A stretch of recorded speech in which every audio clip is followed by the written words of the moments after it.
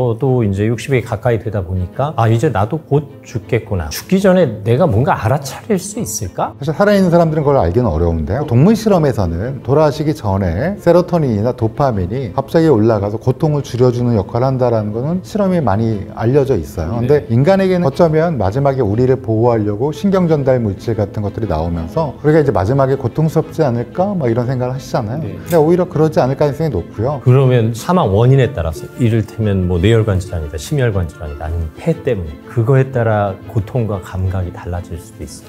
근데 사실은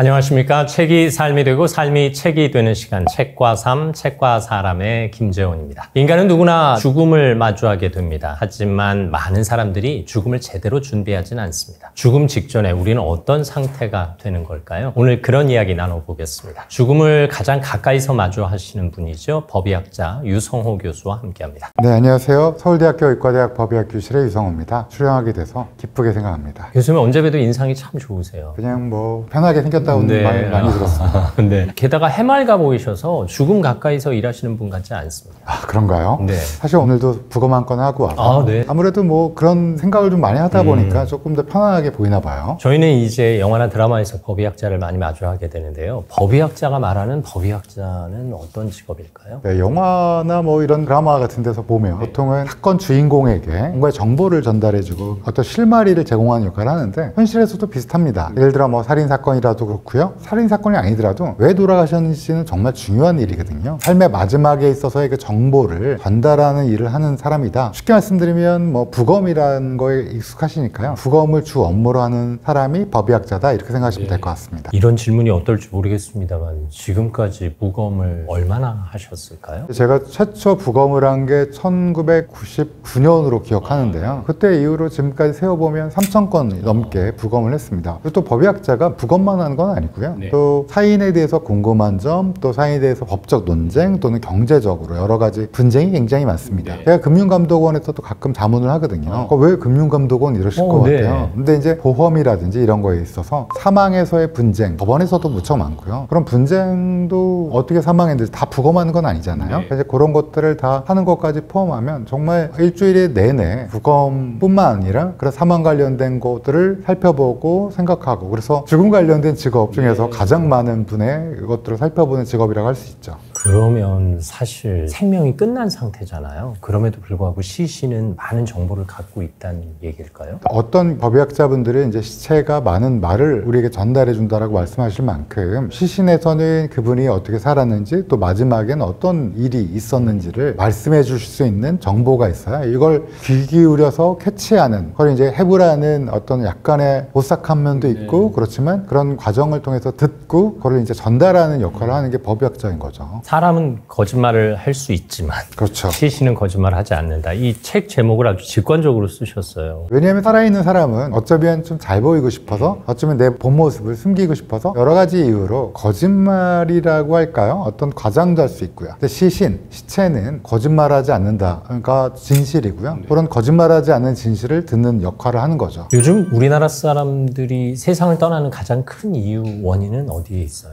우리나라 사망 원인은 통계가 매년 발표되는데요. 1위가 암입니다. 실질적으로 암이라는 게 35만 명 정도 사망하는데 거의 10만 명 가까운 분들이 암으로 사망하고요. 두 번째는 심장질환, 세 번째가 폐렴, 네 번째가 뇌혈관 질환, 다섯 번째가 이제 고의적 자해라고 보실 수 있습니다. 오, 순위가 꽤 높네요. 네, 그리고 6위가 이제 치매. 이것도 이제 치매가 엄청나게 올라오고요. 치매가 사망 원인이 되기도 해요. 그렇습니다. 치매가 중증 치매가 되면 사실은 폐렴 같은 것도 하게 되는데 저희가 사망 원인을 따질 때는 이 사람이 근본적으로 어떤 원인이 있기 때문에 사망하느냐 이런 거를 보기 때문에 치매가 사망 원인 6위에 해당됩니다. 사실 저는 책을 보면서 깜짝 놀랐어요. 책의 구성이 장기 부위별로 목차가 돼 있고 장기의 원인으로 세상을 떠나신 분들의 이야기가 앞에 나옵니다. 갑자기 세상을 떠나신 분들이 꽤 많이 언급됐어요. 아마 그런 걸 주변에 겪으신 분도 계실 거고 사랑하는 사람을 그렇게 떠나버리신 분도 있을 텐데 생각보다는 갑작스럽게 돌연사라고 그러죠. 특히 40, 50대 남성에게도 있고요. 20, 30대 젊은 분들한테도 분명히 존재합니다. 단순히 뇌혈관, 심혈관 질환뿐만이 아니더라고요. 근데 사실은 부검을 다 하는 게 아니기 때문에 정확하게 어떻게 안쪽에 뇌혈관이나 심혈관이 있는지도 잘 모르는 경우도 있고요. 또 꼭 그게 아니더라도 급작스럽게 돌아가신 경우도 꽤 있습니다. 이게 나이를 가리지 않나 봐요. 우리 옛날 어르신들이 떠나가는 데는 뭐 순서가 없다는 말씀 뭐 너무 많이 들은 얘기지만 실질적으로 꼭 장수라고 100세 시대라는 얘기를 요즘 너무 흔하게 말씀하시는데 사실 100세 살기는 어렵거든요. 근데 그럼에도 불구하고 우리가 꿈꾸는 건 다 우리가 지긋하게 나이 먹고 인생을 정리하고 이런 건데 그렇게 안 되시는 분들도 꽤 있죠. 그런 분들은 또 저희가 부검하는 경우도 많고요. 사실 죽음은 누구나 맞이하는 순간입니다. 결국 나뿐만 아니라 가족, 지인의 죽음도 마찬가지죠. 언젠가부터 이제 지인의 죽음을 경험하게 되다가 어느 순간에 가족의 죽음을 경험하게 되고 곧 자신의 죽음을 대비하는 나이가 되잖아요. 저도 이제 60에 가까이 되다 보니까 이제 나도 곧 죽겠구나. 물론 여기서 곧이라는 개념은 20년이 될 수도 있고 30년이 될 수도 있습니다만 그러면 죽기 전에는 어떤 느낌이 될까? 죽기 전에 내가 뭔가 알아차릴 수 있을까? 이런 것도 궁금하거든요. 많은 경우에 이제 다들 궁금해하시는데 사실 여쭤볼 수는 없잖아요. 돌아가시면 그렇죠. 언젠가 하늘나라가 있으면 그때 여쭤볼 수는 있겠지만 사실 살아있는 사람들은 그걸 알기는 어려운데요. 뭐 동물 실험에서는 돌아가시기 전에 세로토닌이나 도파민이 갑자기 올라가서 고통을 줄여주는 역할을 한다는 거는 실험이 많이 알려져 있어요. 근데 인간에게는 그런 실험은 없고요. 다만 뇌파를 측정했을 때 좀 느리게 뛰는 서파라는 게 갑자기 올라가는 거 보면 어쩌면 마지막에 우리를 보호하려고 신경 전달 물질 같은 것들이 나오면서 우리가 이제 마지막에 고통스럽지 않을까 막 이런 생각을 하시잖아요. 근데 오히려 그러지 않을 가능성이 높고요. 사실 우리가 돌아가시기 전에 많은 분들이 꿈꾸는 게 이제 고마웠어, 사랑했어 이렇게 얘기를 하고 떠날 것처럼 생각을 되지만 그런 경우는 거의 없습니다. 그럴 정신이 없어요. 그럴 것도 없고요. 되게 이제 선망이나 혼수로 2주 이상 있는 경우가 많아요. 그래서 사랑하는 마음을 전달을 마지막에 해야지 이런 거는 우리가 무협지 같은 거 보면 회광반조 이래갖고 막 마지막에 깨어나서 막 이럴 거라 생각하는데 이건 사실은 그냥 스토리상에 있는 거고요. 실질적으로는 마지막에는 한 2주 이상의 선망이나 혼수를 겪기 때문에 죽음 준비라는 말이 좀 어색하긴 하지만 우리가 평상시에 어떻게 사느냐가 사실은 우리 삶의 마지막 마무리도 그거와 연관돼 있다고 얘기할 수 있죠. 선망 말씀하시니까 어떻게 보면 죽음 직전에 내가 아닌 다른 사람이 되는 거 그런 경우도 많아요. 그래서 점잖았던 교장 선생님이 마지막에 뭐 소리를 지른다든지 조금 그런 경우도 있는데 그거는 그 본인이 아니시고요. 다만 우리가 선망이나 혼수 상태에 빠져서 누워서 의식이 없을 때 의식이 전혀 없을까 어쩌면 깰 수도 있거든요. 그때 이제 내가 마지막에 가는구나라고 그럴 때 돌이켜볼 때 그러니까 내 인생이 어땠을까 이런 생각을 해볼 때 이만하면 괜찮았다. 사랑했고 사랑받고 우리가 아이슬란드에서 오로라는 못 보고 내가 높은 사람은 되지 못했지만 이 정도면 충분했다라는 거 하면 그게 충분하지 않을까라는 생각은 개인적으로 하고 있습니다. 죽음 직전에 그런 생각만 할 수 있어도 그런 생각을 할 수 있는 여유와 기회만 있어도 축복받은 삶이 아닐까 싶네요. 우리 아나운서님도 마지막에 우리 모두 마지막이 있으니까 이만하면 좋았다. 괜찮았다. 뭐 이렇게 아마 괜찮으실 것 같아요. 지금까지 교수님 훌륭하게 사셨으니까. 그렇게 말씀하시는데 왠지 약간 눈물이 날 것 같은 그런 느낌이네요. 제가 항상 말씀드리는 건데 고맙습니다 어머니 사랑해요 40년쯤 뒤에 늑수구리한 딸 보면 꼭 어머니 저 알아봐 주세요 아버지한테는 존경했습니다 아버지 편안히 가세요 엄마랑 여동생은 내가 잘 책임질게요 이런 말씀하는 거는 중요하게 작용할 수 있을 것 같아요. 그런 따뜻한 말을 들으시면서 떠나신다는 것 자체가 또 살아있는 사람한테도 큰 위안이 되고 또 돌아가신 분이 우리가 확인할 수는 없지만 아마도 그 마음 사랑을 간직한 채 떠날 수 있다는 건 행운이니까요. 마지막 가시는 길에 귓속말만 하더라도 그분의 마음에 우리의 마지막 말이 남을 것이다 이런 말씀이시잖아요. 안 들리지 않을까요? 뭐 혹시 그건 확인할 수 없지만 뭐 예일대학교에서 2019년도에 네이처에 대한 논문을 보면 실제로 죽은 돼지를 4시간쯤 뒤에 혈관을 연결해서 산소와 영양분을 공급했는데 일부 뇌 기능이 살아났고요. 실질적으로 우리 귀를 담당하는 곳은 뇌에서 측두엽과 전두엽 쪽이거든요. 꽤 오랫동안 살아있는 그러니까 감각을 느끼는 거 아니냐 이런 건 아니지만 어쩌면 임종 후에도 우리가 그의 식지 않은 손을 잡고 귀에 대고 얘기하는 것조차 그것도 의미가 있을 수 있다라고 말씀드리고 싶어요. 교수님께서는 어쨌든 타인의 죽음을 늘 마주하시는 거잖아요. 이게 좀 익숙해지시나요? 죽음이란 게 익숙해진다는 건 사실은 어불성설이라고 생각하고요. 뭐라 그럴까요? 우리가 자연스러운 끝은 분명히 있구나라는 건 매번 확인하는 그런 거죠. 그러니까 우리가 끝이 있다는 걸 알면 우리가 이 마지막에 걸어가면서 주변에 예쁜 꽃이 있으면 쳐다보고 또 넘어진 사람이 있으면 손을 잡아주고 또 좌절에 빠진 사람은 안아주고 이런 거를 해줄 수 있는 여유가 있지 않을까 이런 생각은 자주 합니다. 죽기 직전의 감각에 대해서도 말씀하셨습니다만 이 책에서 갑작스러운 죽음에 대해서 많이 말씀을 하시잖아요. 사실 어떤 정신질환은 죽고 싶다, 또 어떤 정신질환은 죽을 것 같다, 뭐 이런 감정을 느낀다고 하는데 내가 죽을 것 같은 느낌을 순간 느끼나요? 급사하시는 분들? 자연스럽게 주무시다 돌아가신 분도 많습니다. 그래요? 네, 그리고 조금 안타까운 건 이제 젊은 분들이 나한테 해가 되지 않을 거라고 생각하는 약물을 근육을 키우고 싶다든지 뭔가 좀 편하게 잠을 자고 싶다든지 이렇게 해서 투여하면서 자는 경우가 많아서 여쭤볼 수는 없지만 급작스럽게 돌아가신 경우는 저희가 이제 심장을 면역화학 염색 어려운 얘기지만 이런 걸 해보면 순간적으로 허열, 즉 고통스럽게 조금 더 오래 뛰다가 돌아가신 게 아니라 순간적으로 멈추는 경우도 상당히 있습니다. 그러면 사망 원인에 따라서 이를테면 뭐 뇌혈관 질환이다, 심혈관 질환이다, 아니면 폐 때문에 그거에 따라 고통과 감각이 달라질 수도 있어요? 그렇진 않을 겁니다. 아마 우리 많은 분들이 심혈관 질환 그러면 하고 쓰러져서 바로 돌아가신 분 생각하시는 경우가 많은데 그런 경우도 있지만 대부분 요즘에 너무 중환자 의학이라는 게 발달돼서 실질적으로 병원 치료받다가 돌아가신 분들이 많아요. 그러니까 이 만성 질환이나 어떤 암이나 이런 거는 뭐 암은 조금 다르긴 하지만 뭐 비슷한 통증, 그러니까 대부분 돌아가시기 전에 고통스럽지 않겠다라는 게 제일 큰 두려움이잖아요. 만성 질환의 경우 잘 처방을 받고 또 진통제를 잘 하고 그러면 큰 고통 없이 돌아가시는 경우도 꽤 있습니다. 노안으로 세상을 떠나시는 분들, 또 병으로 인해서 세상을 떠나시는 분들도 죽음 직전에 내가 곧 세상을 떠나겠구나 하는 그건 느끼실 수 있죠. 그럼 그럴 때 이제 가족에게 이야기도 하게 되고. 근데 그런 찬스가 없는 경우도 많아요. 그냥 혼수 상태에 빠지거나 그런 경우도 많기 때문에 그래서 살아있을 때, 그러니까 이제 내가 아들을 사랑하지만 또는 딸을 사랑하지만 뭐 이 마음은 언젠간 전해지겠지. 그래서 혹시나 바빠서 또 가끔 교육적 목적으로 혼을 내기도 하고 그러는데 근데 이게 사실은 우리가 끝은 언제일지는 잘 모르고 또 마지막에 깨어난다는 보장은 거의 없기 때문에 평소에 내가 좋은 사람, 좋은 아빠, 좋은 엄마, 내가 괜찮은 아들, 좋은 남편, 괜찮은 아내 이런 게 되고 싶으면 지금 하는 게 맞아요. 미리미리 얘기해야 돼요. 네, 미리미리 뭐 이걸 꼭 죽음을 대비해서가 아니라 평소에. 네. 그게 또 평소에 관계도 원만하게 만드는데 도움이 되는 거니까. 잘하실 것 같아요.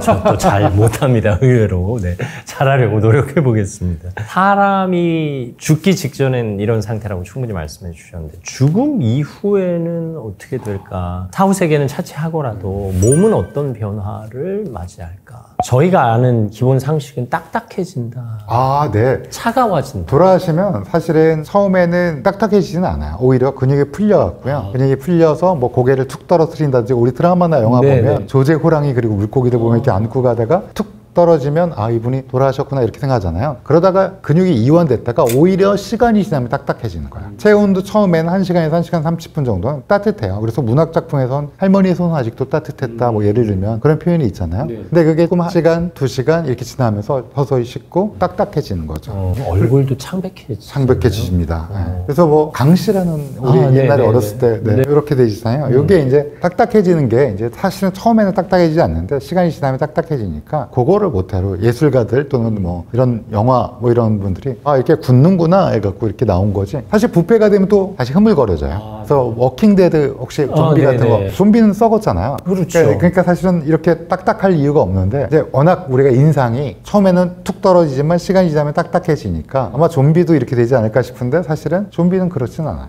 흐물거려야 돼요. 그럼 강씨나 좀비가 정말 과학적으로 일말의 가능성이라도 있나요? 일말의 가능성도 없어요. 네네. 예를 들면 뭐 좀비 같은 경우 그건 또 힘이 세잖아요. 그렇죠. 근데 근육은 힘의 원천인데 근육이 흐물흐물거려지니까 부패되는데 힘이 나올 리가 없죠. 그런 영화 보시면 어떤 느낌이 드세요? 이렇게 좀비나 강시 뭐 이런 거 보면 저 아닌데 그래서 잘 못 빠져들어가요. 그러면 대단히 죄송한 말씀입니다만 부검하는 그 순간에 어쨌든 칼을 드셔야 하잖아요. 그러면 살아있는 사람을 수술할 때와 부검할 때는 느낌 자체가 다른가요? 똑같은 인간이기 때문에 다르지만 아마 수술하신 분도 그럴 거예요. 이거를 사람이라든가 하고 아프면 어떡할까 이렇게 생각하시는 분은 안 계실 거라 생각해요. 왜냐하면 그 순간만은 나는 프로페셔널이고 또 돌아가신 분이 나한테 못 전한 소식, 또 실제 수술하신 분이라면 그분은 내가 어떻게든지 명확하게 잘라내고 이분에게 해를 끼치지 않아야겠다라 득을 줘야겠다. 그렇다면 이런 감정보다는 오히려 T라고 얘기하는 냉철한 게 훨씬 더 중요할 거라 생각합니다. 그래서 냉혈한 아니냐 이렇게 물어볼 수도 있는데 물론 따뜻하고 그분의 그런 것들을 충분히 이해하지만 그 순간만큼 일을 하는 만큼은 아마 아나운서님도 뭐 예전에 아침마당 여러 가지 하시면서 이런 가슴 아픈 사연도 있고 그렇지만 진행은 하셔야 되죠. 다시 냉철하게 또 이걸 명확하게 진행하시는 걸 보면 F도 있으시겠지만 당연히 T에 이걸 발휘하시는 거죠. 저는 둘 다 이렇게 조율해가면서 활용해야 되죠. 저희도 똑같습니다. 나온 다음에는 그분의 안타까운 사연, 그분의 어떤 거를 할 수 있지만 할 때는 명확하게 해야 된다. 전에 유품 정리사 분들을 만난 적이 있는데 그야말로 남아있는 유품을 통해서 망자의 억울함을 해소해주는 그걸 사명으로 여기시더라고요. 사실 교수님이야말로 남기고 간 그 육신에서 억울함을 풀어주는 일은 진짜 사명감 갖고 하시겠어요. 근데 이제 직업이라는 게 하다 보면 이제 사명감도 중요하지만 생계도 중요하고요. 그리고 이제 이 일을 잘 맞춰야겠다라는 의무감도 들고요. 거대한 사명감으로 이 일을 한다는 건 사람이 지치지 않겠습니까? 그러다 보니까 적절하게 잘 활용하려고 이렇게 마음속에 여러 가지 감정들을 잘 느끼면서 하고 있습니다. 사실 안타깝지 않은 죽음이 어디 있겠어요. 모든 죽음은 안타깝고 아쉽고 그 죽음을 통해서 그 주변에 있는 누군가가 변화됐으면 하는 바람이 있는데 책에서 언급한 급사하시는 분들 갑자기 뭐 샤워하다가 돌아가시고 갑자기 기분 좋게 회식하고 집에 돌아가다 돌아가시고 뭐 언젠가는 또 결혼식을 끝내고 자녀 결혼식이었는데 부모님께서 돌아가시기도 하고 이런 모습 볼 때마다 정말 안타깝거든요. 그래서 제가 나름대로 유튜브를 하고 있는데요. 가끔 댓글을 보면 아래 이런저런 얘기를 많이 드리니까 혹시 환자로서 가보고 싶다 이런 말씀을 해줬으면 좋겠다. 진료 안 하시나요? 뭐 이런 댓글들이 있어요. 그래서 이제 그런 걸 보면서 저도 이제 이 책을 쓴 이유도 김정환 선생님도 안타까우셨는데 제가 좀 어땠을까? 돌아가신 분의 얘기를 듣고 사법, 경찰관이나 검사에게 얘기를 하는 사람이지만 그냥 개인적으로 꼭 어땠을까? 이랬으면 어땠을까? 하는 얘기를 전하고 싶은 마음이 있어서 유튜브도 하는 거고요. 그래서 이 책도 좀 자세하게 말씀드리고 싶어서 쓴 것도 있었어요. 아마 그 안타까움, 우리 싸이의 노래 어땠을까? 하는 노래가 있잖아요. 아이유 씨랑 뭐 이렇게 부르는 거. 이랬으면 어땠을까요? 제가 환자를 보는 의사는 아니고 돌아가신 분을 보는 의사지만 얘기를 꼭 전달해주고 싶어서 그 마음, 안타까운 마음이 이 책에 담겼다고 생각하시면 될 것 같아요. 이 책에서도 교수님의 진정성이 느껴졌고 이제 교수님 만드시는 영상서도 늘 진정성이 느껴져요. 이 책에서도 이제 신체 장기별로 급사하시는 분들 또 그 장기의 질환으로 인해서 돌아가시는 분들의 이야기를 봤는데 이 사례자들은 내가 그 장기가 취약한 줄 모르고 계신 분들이 적지 않은 것 같아요. 그렇죠. 아마 난 젊으니까 난 아직 나이가 괜찮으니까 이러면서 믿는 거죠. 그래서 우리나라의 의료가 지금 가장 전성기라고 생각하거든요. 근데 의사 선생님한테 갔었으면 어땠을까? 또 이런 거를 조금 더 생각했으면 어땠을까? 건강염려증이 되라는 소리는 그런 아니고요. 차원의 문제는 아니고. 네, 그런 생각이 많이 듭니다. 사실 이 책 읽으면서 내가 소홀히 했던 장기가 있구나. 이 장기는 내가 좀 관심 가져줘야 되겠구나. 뭐 이런 생각도 많이 했어요. 사실 이제 제 나이 정도 되면 심혈관 신경 쓰고 뭐 뇌혈관 신경 쓰고 각종 성인병 신경 쓸 나이고 친구들 만나면 온통 그런 이야기만 하지만 이게 어느 것 하나 소중하지 않은 게 없어서요. 맞습니다. 의사 선생님들이 좋은 책을 많이 써주시는데요. 저희 이제 법의학자들은 대부분 사건을 해결하고 뭐 이런 유류의 책을 많이 써주셨는데 제가 보니까 오히려 이렇게 니드가 많은 분들이 이걸 몰라서 이렇게 됐구나 막 이런 그런 걱정 이 책을 읽으면서 그런 걸 많이 느끼실 텐데 그런 얘기를 좀 법의학자가 전달해주면 어떨까? 왜냐하면 우리가 가장 엔드 리절트가 죽음 아니겠습니까? 우리 인생의 마지막에. 누구나. 그렇죠. 근데 이거를 조금 더 즐겁고 소중하게 아름답게 보낼 기회가 조금 안타깝게 사라진 분들을 너무 많이 보다 보니까 방금 말씀하신 것도 그 안타까움의 표현이시잖아요. 그 얘기를 좀 장기별로 쓰면 어떨까? 이래갖고 쓴 책이에요. 죽음 이후의 세상이라 하더라도 이 세상에서는 죽음으로 일단 일단락을 짓는 거니까. 이 생은 여기서 마무리한다는 이생망이라는 말을 많이 쓰시는데 근데 사실은 이번 생이 한 번이라고 생각하면 좀 더 소중하게 그리고 이 아름다운 지구에서 잠깐 살다 가는 건데 소중히 여기면 더 예쁘게 살 수 있지 않을까 생각합니다. 설령 다음 생이 있다 하더라도 내가 다음 생을 모르는데 모르죠. 그리고 다음 생은 내가 아닌데 그렇죠. 다른 존재죠. 이번 생에 최선을 다하는 게 맞는 이야기죠. 이번 생이 약간 좀 불편하고 약간 좀 불합리하더라도 굉장히 행운이에요. 이 아름다운 지구에서 산다는 것. 그렇게 한번 마음을 고쳐먹으면 어떨까 생각합니다. 물론 때때로 힘든 시절을 보내고 계신 분들은 정말 절망스러우시겠지만 그럼에도 불구하고 언젠가 꽃필 그 인생의 순간을 기대해 주셨으면 좋겠습니다. 저는 이제 30년 직장 다니다 퇴직했거든요. 어떠세요? 그러면? 이게 생각보다 좀 다른 사람이 된 느낌이에요. 매일 아침에 제 시간에 일어나서 출근하는 거가 없어지니까. 네, 일단 루틴대로 살다가 제가 당장 다음 주에 무슨 일을 해야 할지 잘 모르는 그 막막한 상황에 적응하기도 쉽지 않고요. 스스로 계획해야 되니까. 그렇죠. 그리고 내가 이제 바로바로 의사결정을 해야 되잖아요. 예전에 회사에서 의사결정을 해줬는데. 그러다 보니까 이제 준비해야 할 게 많아졌어요. 저의 미래를 준비해야 되고, 저희 노후를 준비해야 되고, 또 퇴직 전에는 퇴사 이후를 준비해야 한다고 하지만, 아울러 청년 자녀를 키우다 보니까 자녀의 미래도 조금 신경을 써줘야 되잖아요. 우리 아버지의 그렇죠. 어깨의 짐이죠. 그렇죠. 게다가 이제 저희 부모님은 다 세상을 떠나셨지만 또 장인어른 살아계시니까 장인어른의 남은 여생도 준비해드려야 되잖아요. 근데 이렇게 준비할 게 많은데 죽음도 준비해야 할까요? 죽음이요? 죽음을 뭐 이제부터 준비하자 이런 말씀은 아니고요. 다만 한 가지 딱 죽음 준비해서 조금 더 현재 삶을 품격 있게 사는 거 이외에 하나만 더 말씀드리고 싶은 건 어떤 끝을 맞이할 건가? 예를 들면 마지막에 아까도 말씀드렸지만 2주 이상 선망 또는 혼수 상태에 빠지는데 그때 내 사랑하는 사람이 나의 마지막에 심폐소생술을 할 건가? 아니면 호흡기를 달 건가? 수혈을 할 건가? 이런 고민에 빠질 때 이거를 내 사랑하는 사람에게 그 짐을 전달하고 싶지 않으시잖아요. 그러면 나의 마지막에는 누가 결정해야 되냐? 내가 결정.